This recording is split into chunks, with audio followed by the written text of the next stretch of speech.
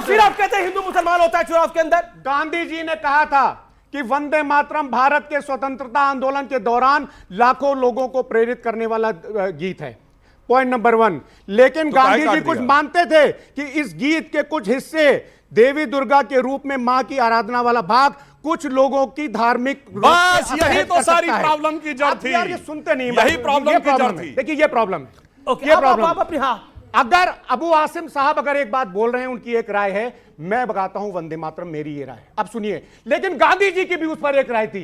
लेकिन हाथ जोड़ करके निवेदन है कि बच्चों को नौकरी दे दिए, अरे बच्चों को एक सेकंड बताइए, लॉ एंड ऑर्डर दे दिए, मत उलझाइए मंदिर मस्जिद में, मत उलझाइए। वंदे मातरम ना मंदिर है ना मस्जिद है, वंदे मातरम राष्ट्रीय गीत है। कमाल की बात कर रहे हैं। एक मिनट सुनिए, दुनिया का सबसे बड़ा मुस्लिम देश कौन है, नाम बताइए। अरब इंडोनेशिया के हम 20 बार सुन चुके हैं। चलिए इंडोनेशिया है, सुन चुकी है। अब सुनिए, 20 बार सुन चुके हैं। अच्छा सुना 20 बार सुने तो कान खोल के ध्यान दो, उससे बड़े मुस्लिम होने लगे। सुनिए अमेरिका में, इंडोनेशिया के, पुराना क्या हो गया, पुराना आपका नई चीजें लाइए। अरे आपकी बात बोलो, हम क्या बोलने जा रहे हैं, बोलो पुराना हो गया, बोलो बोलो बोलो बोलो बोलो बोलो। रोजगार कितने दिए थे, बोलो ना क्या बोलने जा रहे हैं, बोलो बोलो। नहीं पता, पानी पीने लगे। अब मैं बताता हूं, दुनिया के सबसे बड़े मुस्लिम कंट्री इंडोनेशिया की जो अमेरिका में एम्बेसी है, मैसाचुसेट्स एवेन्यू, जाके नेट पे चेक करिएगा, उसके बाहर 11 फुट की देवी सरस्वती की मूर्ति लगी हुई है और उसके नीचे 3 बच्चे पढ़ रहे हैं। वो कहते हैं ये हमारी संस्कृति है, इसका इबादत से कोई प्रॉब्लम नहीं है। सर मेरा सवाल ये है कि हम पहली बात तो हम स्टूडेंट्स अपने हिसाब से, अपना क्वालिफिकेशन के हिसाब से हम ले सकते हैं अपने जॉब्स, हिंदू मुस्लिम करके हमको नहीं चाहिए कोई जॉब। दूसरी बात ये जो आप दिखा रहे हैं कि मुस्लिमों पर इतना अत्याचार हो रहा है, ये हो रहा है, वो हो रहा है, लेकिन आपको नहीं लगता कि आप हिंदुओं पे ये सब थोप रहे हैं कि आप लोग ये हमारे साथ कर रहे हैं? ये क्या डेरिगेटरी ये नहीं है, ये डेरोगेशन है हमारे हिंदुओं के ऊपर।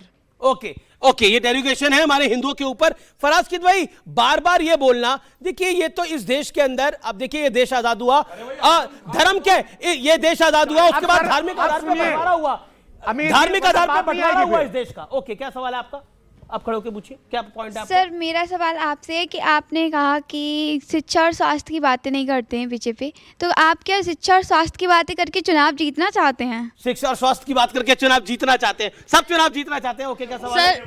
वही हमारा इलेक्शन मैनिफेस्टो रहा। Okay sir Rahul Gandhi vote चोरी की बात करते हैं, लेकिन एसआईआर का विरोध क्यों करते हैं? वोट चोरी की बात करते हैं लेकिन एसआईआर का विरोध क्यों करते हैं? सतीश केसरी, एसआईआर का विरोध क्यों करते हैं राहुल गांधी? ये तो अच्छा सवाल उनका है।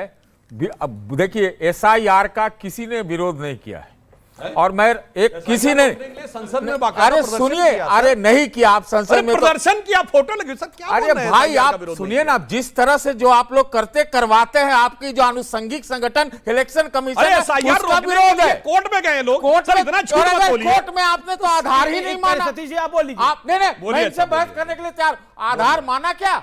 जब आपको चाबुक लगा तब आपने आधार माना? आपको क्या कहा? क्या आधार माना? कोर्ट ने क्या कहा? कोर्ट ने कहा आधार को नागरिकता का आधार कोर्ट ने भी नहीं माना। हमने भी यही कहा था, सिर्फ पहचान का आधार है, नागरिकता का आधार नहीं है। दिखाइए कोर्ट का आधार दिखाओ। नहीं सुधांशु जी बोलिए, दिखाइए, मत बात गड़बड़ करते हैं। सुनिए कोर्ट ने क्या कहा, कोर्ट ने यह सवाल उठाया कि नागरिकता पता लगाना ये इलेक्शन कमीशन का काम नहीं है। तो ये हमने कब कहा? हमने सिर्फ कहा ही डॉक्यूमेंट दिखाओ। राहुल गांधी बिहार के चुनाव में हरियाणा के इलेक्शन की बात करके क्या हासिल कर लेंगे बताइए? अगर कहीं भी कोई सबूत पेश करता हो, दावा करता हो, फर्जी दावा करता हो, क्या हमारा हक, क्या हमारा फर्ज होना चाहिए इलेक्शन कमीशन का या भाजपा का? देश के प्रधानमंत्री, एक मिनट सुनिए, बीच में नहीं रोकिए, बहुत इंपॉर्टेंट। तो फिर आप उसकी जांच तो करवा दो। देखिए जो बच्चे यहां बैठे, मैं उदाहरण देना चाहता हूं। जो इन्होंने कहा, आप एग्जाम में अपियर हुए, आपको लगा मेरे नंबर कम आए, तो क्या तरीका है? कहेगा स्क्रूटनी का फॉर्म भरो, दोबारा चेकिंग होगी। अब कोई कहे नहीं मैंने बयान दे दिया, स्क्रूटनी फॉर्म नहीं भरूंगा मैं, मगर मुझे जवाब परीक्षा देने वाली एजेंसी से रिटर्न में चाहिए मेरे नंबर का। ये वो काम है। चुनाव आयोग कह रहा अप्लाई तो करो भाई। तुम्हारी जो तुमने 22 दिखाई फोटो, वो सही में है कि नहीं, उसमें कहीं तो गलत निकल गए तो तुम। और दूसरा उदाहरण देता हूं, मैच खेलते हैं, आपको लगा कि बैट्समैन आउट था, एम्पायर ने आउट नहीं दिया है, तो क्या कहा जाता है? रिव्यू का पावर है ना, तो पूछता है रिव्यू को यूज करोगे? नहीं मैं रिव्यू को यूज नहीं करूंगा, मगर मैंने कहा है तो मान लेना चाहिए। अब सुनिए तीसरा उदाहरण, कोई कहे किसी के यहां चोरी हो गई, पुलिस से कार्रवाई करो, तो कहेगा ना एफआईआर दर्ज कराओ। कहेगा नहीं एफआईआर भी नहीं दर्ज कराऊंगा, कहूंगा 1 साल पहले मेरे यहां चोरी हो गई थी जबकि मेरे घर के अंदर सारे लोग बैठे हुए थे, मैं बयान दे रहा हूं इतना काफी। जानते क्यों? अरे अपने आप को शहंशाह आलम समझते हैं, शहजादा समझते हैं, मेरा बयान दे दिया काफी है, मैं लिखित में नहीं दूंगा। अन्यथा पूछिए कोई परीक्षा एजेंसी बगैर स्क्रूटनी का फॉर्म भरे नंबर चेंज कर दे, कोई मैथ का डिसीजन बगैर रिव्यू की रिक्वेस्ट हुए चेंज कर दे। चुनाव आयोग कह रहा है रिक्वेस्ट तो करो। बोलिए आप बोलिए तो बोलने दीजिए। बोलिए। कर्नाटक के एसआईटी ने यह पाया कि एक वोट को हटाने के लिए, डिलीट करने के प्रयास के लिए 80 रुपया दिया गया। कुछ पता कर पाए माननीय सांसद? एक मिनट सुनिए, कौन ने दिया, कहां से दिया गया, किसने प्रयास किया? ये नहीं बताए, इलेक्शन कमीशन बता दे। इलेक्शन कमीशन नहीं, ये बता दे। जवाब ये बता दीजिए कौन सा संविधान में पावर है स्टेट की किसी एजेंसी को चुनाव आयोग से जवाब तलब करने की? भाई उसके पास तो है, इलेक्शन कमीशन के पास पावर तो है। क्या तरीका है? अब मैं बता रहा हूं, एसआईटी ने कर्नाटक के 7-8 राज्यों की बात कही कि यहां से लोग आए, तो क्यों नहीं रिफर किया सीबीआई को?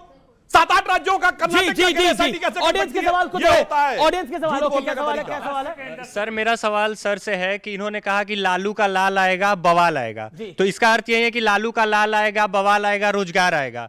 तो सर लालू के लाल एक बार थे तो उनकी एक वीडियो वायरल हुई थी जिसमें उन्होंने कहा था कि अपनी जेब से रोजगार देगा या किसी का वो रोजगार देगा। तो सर अब कह रहे हैं कि लालू का लाल आएगा तो बवाल आएगा। तो सर अगर चलिए मान लीजिए कि हमने उनकी किताब एक बार और पढ़ी, अगर उनकी किताब की एंडिंग ऐसी हुई थी तो मैंने उनकी किताब एक बार और पढ़ी, तो सर क्या उनका ये जो आएगा तो वो रोजगार अपने जेब से देंगे या उनका वो रोजगार देगा? ओके जवाब। वो कह रहे हैं लालू का लाल आएगा। जी बिल्कुल दे रहा हूं, बताइए। हाँ देखिए अमीर जी, अभी जो है इसी सवाल से रिलेटेड आपने भी एक सवाल किया। सुधांशु जी ने कहा कि नवी पास या नवी फेल जो भी है वो क्या नौकरी देगा। तो एक चाय वाला झूठी बातें कर करके कि 2 करोड़ नौकरी देगा वो प्रधानमंत्री बन सकता है, तो नवी पास या नवी फेल सच बोल करके मैंने पूरी बात सुनिए। तो एक आप मान रहे तेजस्वी झूठ बोल रहे हैं। नवी फेल अगर सच बोल रहा है कि वो बिहार के नौजवानों को नौकरी देगा तो वो नौकरी। अच्छा, ये नौकरी वाला शगुफा चल रहा है क्या? मैं उसी पे आना चाह रहा हूं। मुझे लगता है कि इसमें बहुत सारे ऐसे बच्चे होंगे जो बिहारी होंगे और बिहार से होंगे। मैंने अपनी नौकरी छोड़कर रांची से यहां आया था। जो पलायन पे पहले मैं बात कर रहा था, पलायन के रूप में जो कहा जाता है कि बिहार से पलायन हुआ, 1900 दशक में पलायन का हुआ था। पलायन 2 तरह का होता है कि एक एजुकेटेड लोग जाते हैं पलायन करते हैं अपने स्टेट से कि बेटर के लिए, दूसरा होता है जो गरीब हैं जो मजदूर हैं उनका पलायन होता है। तो 1990 के दशक में मजदूरों का पलायन वहां से हुआ था। सबसे ज्यादा यदि पलायन का आप देखेंगे तो गुजरात है, उसके बाद पंजाब है। ऐसे 11 स्टेट है जहां से लोग इस देश को छोड़कर दूसरे जगह गए थे।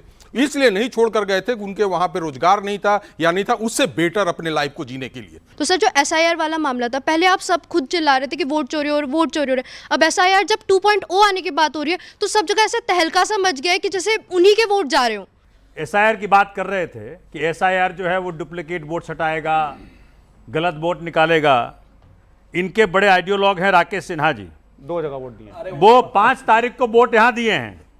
5 तारीख नहीं, 5 फरवरी को। हाँ। ये देखिए 5 फरवरी को वोट बिल्कुल आपकी है। सही बात ये ना यहाँ पे दिखा रहे कि हमने वोट डाला है और अभी जाके बिहार में वोट डाल के आए। ये कैसे कर रहे हैं राकेश सिन्हा जी? दूसरी चीज वही इन्हीं पार्टी के एक और नेता है संतोष ओझा जी, वो भी अपना 5 फरवरी को वोट यहाँ दिए। संतोष ओझा को तो नहीं मैं जानता, राकेश सिन्हा की तस्वीर काफी वायरल हो रही है। उसी प्रकार महाराज जी क्या हो रहा है? वो दिल्ली में वोट डाल के गए 6 महीने में, वो बिहार में वोट डाल रहे हैं। उन्हें वोट डालने का इतना ही शौक है कहीं आसाम ना पहुंच जाए।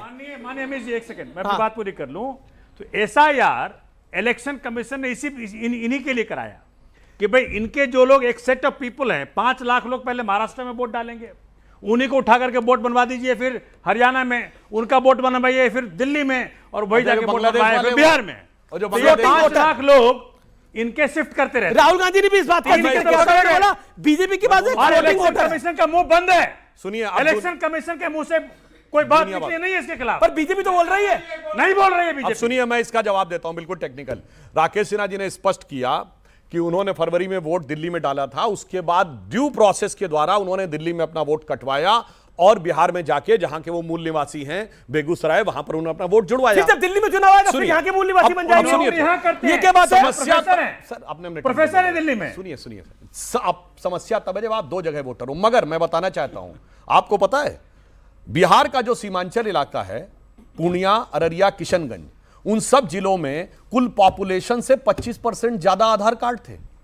अकेले पूर्णिया जिले में इस साल के पहले 6 महीने में 5 लाख लोगों ने रेजिडेंसी के लिए अप्लाई किया था, और वो लोगों के आधार कार्ड कहां के थे? ज्यादातर के मालदा के थे और 24 परगना के थे। यानी आधार